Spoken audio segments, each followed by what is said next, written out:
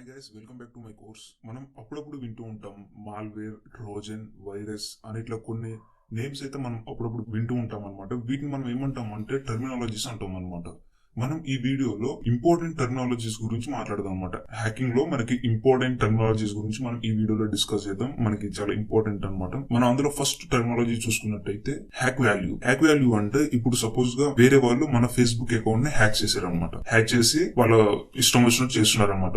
ఇప్పుడు మనకేమనిపిస్తుంది అంటే తిరిగి మళ్ళీ మనం రిటర్న్ వాళ్ళ అకౌంట్ కూడా హ్యాక్ చేయాలని మనకు ఒక ఇంట్రెస్ట్ అనేది కలుగుతుంది అనమాట. ఎందుకంటే వాళ్ళు మన అకౌంట్ హ్యాక్ చేసి వాళ్ళు మనం బ్లాక్మెయిల్ చేయడం అండ్ అలాగే అందులో వేరే వేరే పోస్టులు అన్ని పెట్టడం, సో ఇట్లా చేస్తున్నారు కాబట్టి మనకి తిరిగి మళ్ళీ వాళ్ళ అకౌంట్ హ్యాక్ చేయాలని చెప్పేసి మనకు ఇంట్రెస్ట్ అనేది కలుగుతుంది అనమాట. ఆ ఇంట్రెస్ట్ ని మనం ఇక్కడ ఏమంటామంటే హ్యాక్ వాల్యూ అని. అండ్ అలాగే నెక్స్ట్ వన్ వచ్చేసి 0 day అటాక్ అనమాట. 0 day అటాక్ అంటే ఇప్పుడు సపోజ్ గా నేను ఒక యాప్ డెవలప్ చేశాను, నా ఓన్ గా డెవలప్ చేసి ఏం చేసా, పబ్లిష్ చేసేసా. పబ్లిష్ చేసిన తర్వాత అందులో వేరే హ్యాకర్స్ ఏం చేశారంటే ఆ యాప్ ని హ్యాక్ చేశారు అనమాట. ఎట్లా చేశారంటే వాళ్ళు దాన్ని ఫస్ట్ పెన్ టెస్ట్ చేస్తారు. పెన్ టెస్ట్ చేసినప్పుడు వాళ్ళకి వల్నరబిలిటీస్ అనేది దొరుకుతాయి అనమాట. ఆ వల్నరబిలిటీస్ ని బేస్ చేసుకుని వాళ్ళు హ్యాక్ చేశారు. వాళ్ళు యూజ్ చేసిన వల్నరబిలిటీ ఏదైతే ఉందో ఆ వల్నరబిలిటీ నాకు తెలియకపోతే, అంటే నాకు తెలియదు అది అందులో ఈ వల్నరబిలిటీ ఉందనేది నాకు తెలియదు, కానీ వాళ్ళు ఫైండ్ అవుట్ చేసి దాన్ని యూజ్ చేసుకుని నా యాప్ అయితే హ్యాక్ చేశారు అనమాట. దీన్ని మనం 0 day అటాక్ అంటాం. ఎప్పటి వరకు అంటే డెవలపర్ కి ఎప్పుడైతే అందులో వల్నరబిలిటీ ఉందని తెలియదో అప్పుడు వేరే అటాకర్ అందులో వల్నరబిలిటీస్ ని ఫైండ్ అవుట్ చేసి ఆ యాప్ ని ఎక్స్ప్లాయిట్ చేసినప్పుడు దాన్ని మనం 0 day అటాక్ అంటాం అనమాట. అంటే ఒకవేళ డెవలపర్ కి కొన్ని చిన్న చిన్న బగ్స్ ఉంటాయి అనమాట.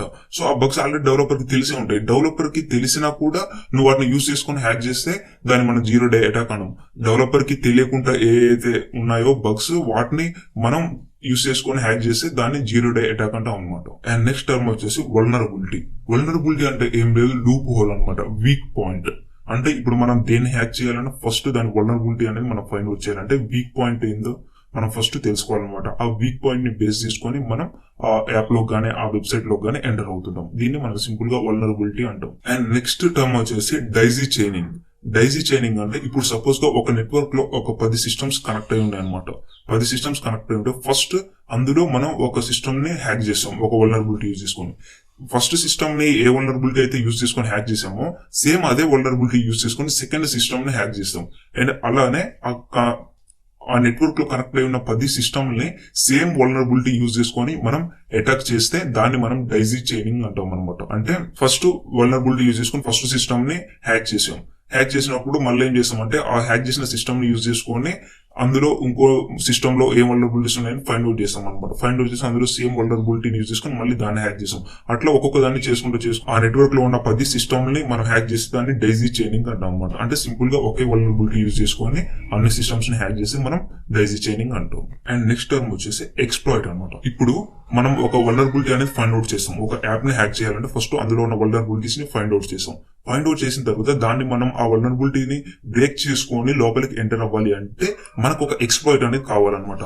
అంటే ఇప్పుడు మనం ఒక రూమ్ లోకి ఎంటర్ అవ్వాలి, మనకి ఆ రూమ్ కీస్ అనేది లేనప్పుడు మనం ఫస్ట్ ఆ రూమ్ కున్న వీక్ పాయింట్ ఏందో చూడాలి. ఆ రూమ్ కున్న వీక్ పాయింట్ ఏంటంటే విండోస్. ఆ విండోస్ ని బ్రేక్ చేసుకొని మనం లోపలికి వెళ్ళొచ్చు కదా. సో ఇప్పుడు ఆ రూమ్ అనేది యాప్ అనుకోండి, అక్కడ మనకి వీక్ పాయింట్ ఏంటంటే అక్కడ విండోస్ అనమాట. ఇప్పుడు మనం ఆ విండోస్ వల్నరబిలిటీని యూజ్ చేసుకొని లోపలికి ఎంటర్ అవ్వాలన్నమాట. ఇప్పుడు మనం దాన్ని ఆ విండోని బ్రేక్ చేస్తే లోపలికి వెళ్ళేది, అంటే ఆ వల్నరబిలిటీస్ ని బ్రేక్ చేయాలి కదా. ఆ వల్నరబిలిటీని బ్రేక్ చేయాలి అంటే ఆ విండోని బ్రేక్ చేయాలి అంటే మనకి ఏదో ఒకటి కావాలన్నమాట. స్టోన్ స్టిక్ ఏదో ఒకటి కావాలన్నమాట. దాన్ని మనం ఇక్కడ ఏమంటామంటే ఎక్స్ప్లాయిట్ అంటాం అనమాట. దీన్ని మనం సింపుల్ గా ఎక్స్ప్లాయిట్ అంటాం అనమాట. ఇది కూడా మనం మెయిన్ గా అయితే వింటూ ఉంటాం హ్యాకింగ్ లో. అండ్ నెక్స్ట్ టర్మ్ వచ్చేసి పేలోడ్. పేలోడ్ అంటే ఏం లేదు, ఇప్పుడు ఒక వల్నరబిలిటీ దొరికింది మనకు ఒక సిస్టమ్ లో, ఒక నెట్వర్క్ లో కనెక్ట్ అయి ఉన్నాం, మనకి ఆ నెట్వర్క్ లో ఒక సిస్టమ్ అనేది ఉంది, దాన్ని మనం హ్యాక్ చేయాలన్నమాట. హ్యాక్ చేయాలి అంటే మనం ఆ సిస్టమ్ లోకి ఒక ఏపీకేని పంపించాలన్నమాట. ఏదో ఒక ఏపీకేని పంపిస్తే ఆ ఏపీకే ఏం చేస్తుంది అంటే మనకి ఆ సిస్టమ్ యొక్క ఇన్ఫర్మేషన్ మొత్తం షేర్ చేస్తుంటది అనమాట. సో అప్పుడు మనం ఏం చేస్తామంటే ఒక పేలోడ్ అనేది క్రియేట్ చేస్తాం, ఒక ఏపీకే. దాన్ని మనం పేలోడ్ అంటాం. అందులో ఏముంటది అంటే ఆ ఏపీకేలో ఒక మెలిషియస్ కోడింగ్ ఉంటది అనమాట. అంటే వైరస్ లాంటిది పేలోడ్, బట్ మనకి వైరస్ అయితే కాదనమాట. సో మెలిషియస్ కోడ్ ఉంటది, అదే పేలోడ్ అంటాం మనం. అదేం చేస్తుంది అంటే మన టార్గెట్ మిషన్ లోకి వెళ్ళి మనకి ఆ మిషన్ యొక్క ఇన్ఫర్మేషన్ డీటెయిల్స్ అన్ని మనకి షేర్ చేస్తుంటది అనమాట. అంటే మనం ఇప్పుడు దేన్ని హ్యాక్ చేయాలి అన్నా ఎక్కువగా పేలోడ్స్ అయితే యూజ్ చేస్తుంటాం అనమాట. అండ్ నెక్స్ట్ టర్మ్ వచ్చేసి బాట్. బాట్ అంటే ఏం లేదు, సింపుల్ గా ఇప్పుడు మనం ఏదైనా ఏపీకే ని మన విక్టిమ్ మొబైల్ లో ఇన్స్టాల్ చేపించి విక్టిమ్ మొబైల్ ని మనం రిమోట్లీ మన కంట్రోల్లోకి తీసుకుంటే మనం దీన్ని బాట్ అంటాం అనమాట. అంటే మనం ఎవరి మొబైల్ అయితే హ్యాక్ చేయాలనుకుంటున్నామో వాళ్ళ మొబైల్ హ్యాక్ చేసి రిమోట్లీ మన కంట్రోల్లోకి తీసుకుంటే దాన్ని మనం సింపుల్ గా బాట్ అంటాం. అండ్ నెక్స్ట్ టైం వచ్చేసి బాట్ నెట్స్ అనమాట. బాట్ నెట్స్ అంటే ఇప్పుడు ఇంతకు ముందు మనం బాట్ అంటే ఏంటో తెలుసుకున్నాం. అంటే రిమోట్లీ ఏదైనా డివైస్ మన కంట్రోల్లోకి తీసుకుంటే మనం దాన్ని బాట్ అంటాం.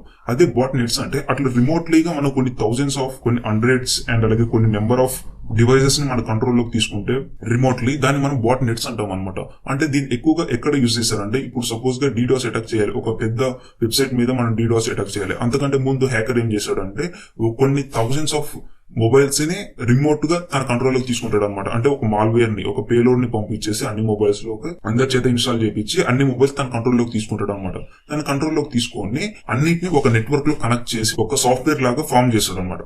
ఫామ్ చేసి ఆ సాఫ్ట్వేర్ యూజ్ చేసి తను ఏం చేస్తాడంటే తను ఏ వెబ్సైట్ ని అయితే డీడాస్ అటాక్ చేయాలనుకుందో ఆ వెబ్సైట్ కి రిక్వెస్ట్లు పెడతాడు అనమాట. అంటే ఇప్పుడు డీడాస్ అటాక్ అంటే ఏంటంటే సర్వర్ కి నెంబర్ ఆఫ్ రిక్వెస్ట్లు పోతే అప్పుడు ఆ సర్వర్ అనేది ఆ రిక్వెస్ట్లని యాక్సెప్ట్ చేయలేక, అంటే దానికి అంత కెపాసిటీ ఉండకపోవడం వల్ల అదేమైందంటే డౌన్ అయిపోద్ది అనమాట.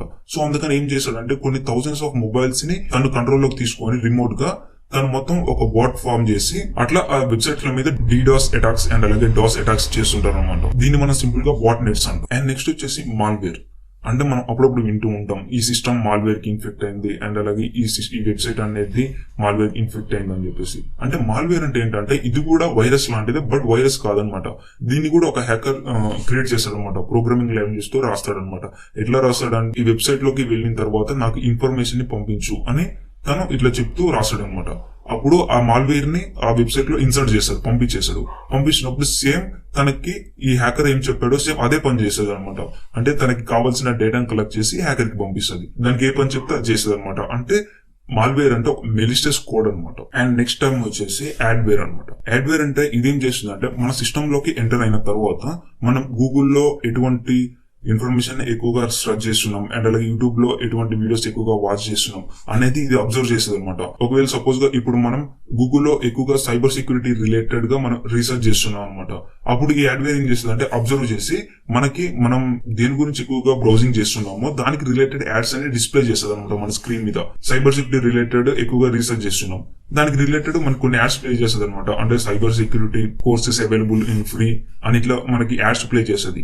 మనం దాని గురించి ఎక్కువగా రీసెర్చ్ చేస్తున్నాం కాబట్టి మనం దానికి అట్రాక్ట్ అయిపోయి, అంటే ఇక్కడ ఒక కోర్స్ ఉంది సైబర్ సెక్యూరిటీ రిలేటెడ్ కోర్సు ఫ్రీగా అవైలబుల్ ఉందని చెప్పేసి మనకి యాడ్ ప్లే అవుతుంది. మనం దానికి రియల్ గా అట్రాక్ట్ అయిపోయి దాని మీద క్లిక్ చేస్తాం. అది మనల్ని వేరే వెబ్సైట్ కి రీడైరెక్ట్ చేస్తుంది అనమాట. రీడైరెక్ట్ చేసినప్పుడు ఆ వెబ్సైట్ లో ఉన్న వైరసెస్, మాల్వేర్స్ అన్ని మన సిస్టమ్ లోకి ఇన్స్టాల్ అయిపోతాయి అనమాట. మన సిస్టమ్ లోకి ఇన్స్టాల్ అయినప్పుడు మన సిస్టమ్ టోటల్ గా హ్యాక్ అయిపోతుంది అనమాట. సో ఈ విధంగా యాడ్వేర్ అనేది వర్క్ అవుతుంది. అండ్ నెక్స్ట్ టర్మ్ వచ్చేసి ర్యాన్సమ్ వేర్. అంటే ఇది ఒక అటాక్ కూడా. సో మనకి ర్యాన్సమ్ వేర్ అటాక్స్ అనేవి చాలా జరుగుతుంటాయి. చాలా మంది అయితే వినే ఉంటారు ఈ సిస్టమ్ అనేది ర్యాన్సమ్ వేర్ అటాక్ కి గురైందని చెప్పేసి. చాలా మందికి అయితే తెలిసే ఉంటది అనమాట ర్యాన్సమ్ వేర్ అటాక్ అంటే ఏంటిదో. సో ఇప్పుడు ర్యాన్సమ్ వేర్ అంటే ఏంటంటే ఇది కూడా ఒక మాల్వేర్ వైరస్ లాంటిది అనమాట. ఇది మన సిస్టమ్ లోకి వచ్చిన వెంటనే ఇదేం చేస్తుంది అంటే మన సిస్టమ్ ని టోటల్ గా లాక్ చేస్తుంది అనమాట. మన సిస్టమ్ లో ఉన్న ఫోల్డర్స్ ని, ఫైల్స్ ని టోటల్ గా మన సిస్టమ్ మొత్తం లాక్ చేసి మనకి స్క్రీన్ మీద ఒక ఇన్ఫర్మేషన్ అనేది డిస్ప్లే అవుతుంది అనమాట. మీ సిస్టమ్ అనేది అన్లాక్ అవ్వాలి అంటే, మీ ఫైల్స్, ఫోల్డర్స్ అన్ని అన్లాక్ అవ్వాలి అంటే మీకు ఇక్కడ బిట్ కాయిన్ లో మీకు ఒక అడ్రస్ అనేది ఉంది. ఈ అడ్రస్ కి ఇన్ని డాలర్స్ సెండ్ చేయండి, అప్పుడు మీకు మీ సిస్టమ్ అనేది అన్లాక్ అవుతుంది అని చెప్పేసి మనకి వాళ్ళు ఒక మెసేజ్ డిస్ప్లే చేస్తారు అనమాట. సో మనం మనీ పే చేస్తేనే మనకి మన సిస్టమ్ అనేది అన్లాక్ అవుతుంది అనమాట. కొంతమంది ఉంటారు మన సిస్టమ్ లో ఎటువంటి డేటా లేదు, మనకి అంత ఇంపార్టెంట్ డేటా ఏం లేదు అనుకున్న వాళ్ళు ఏం చేస్తారంటే టోటల్ గా సిస్టమ్ ని రీసెట్ చేస్తారు అనమాట. రీసెట్ చేసినప్పుడు మనకి టోటల్ గా మొత్తం క్లియర్ అయిపోతుంది, ఏముండదు. అదే కొంతమందికి చాలా ఇంపార్టెంట్ డేటా ఉంటుంది అన్నమాట సిస్టమ్ లో, ఖచ్చితంగా ఆ డేటా వాళ్ళకి కావాలి. సో అటువంటి వాళ్ళు ఏం చేస్తారంటే ఖచ్చితంగా మనీ అయితే పే చేస్తారు, పే చేసేసి వాళ్ళు సిస్టమ్ ని మళ్ళీ అన్లాక్ చేపిస్తారు అనమాట. సో ఇది మనకి ransomware attack. And next term వచ్చేసి రూట్ కిట్. రూట్ కిట్ అంటే సేమ్ ఇది కూడా అంటే మాల్వేర్ వైరస్ లాంటిది అనమాట. ఇది ఒకసారి మన సిస్టమ్ లోకి ఎంటర్ అయిన తర్వాత ఇది ఏ విధంగా ఎంటర్ అయిందని చెప్పేసి దీని పార్ట్స్ ని అన్నిటిని ఇది చేంజ్ చేస్తుంది అనమాట. పార్ట్స్ ని అన్నిటిని చేంజ్ చేస్తారు. అంటే ఇది ఎక్కడ స్టోర్ అయ్యింది, ఎక్కడ సేవ్ అయింది, అండ్ నెక్స్ట్ దీని పార్ట్స్ ఎట్లా ఇది ఎంటర్ అయింది, ఇది మొత్తం క్లియర్ చేస్తుంది అనమాట. ఇది క్లియర్ చేసి మన సిస్టమ్ లో ఉన్న డేటాని హ్యాకర్ కి పంపిస్తుంటది అనమాట.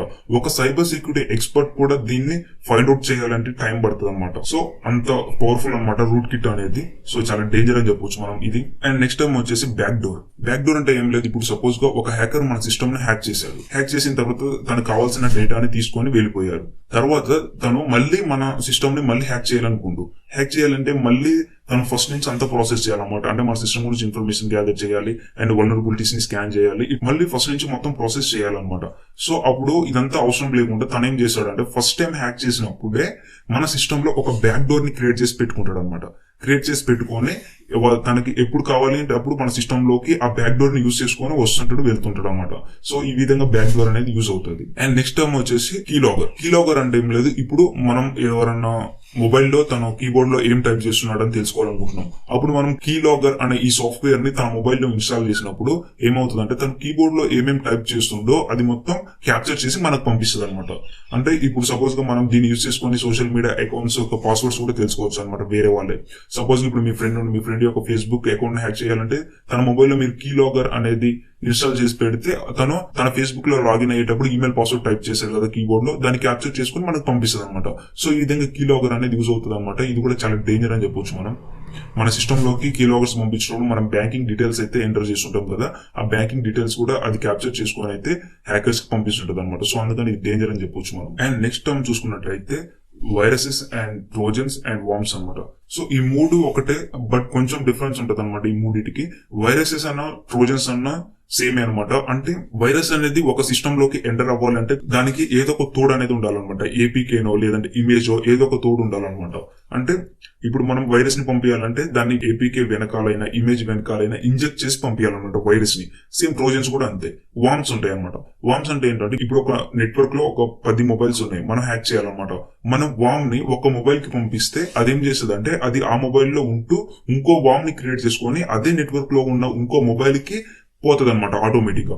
సో అట్లా ఆ నెట్వర్క్ లో ఉన్న ప్రతి ఒక్క డివైస్ కి వామ్ అనేది దానికల్లా అదే క్రియేట్ చేసుకుని వెళ్తుంటది అనమాట. అట్లా ఆ నెట్వర్క్ లో ఉన్న అన్ని డివైసెస్ ని అది అటాక్ చేస్తుంది అనమాట. ఇదే అనమాట వామ్స్ కి అండ్ వైరసెస్ కి ఉన్న డిఫరెన్స్.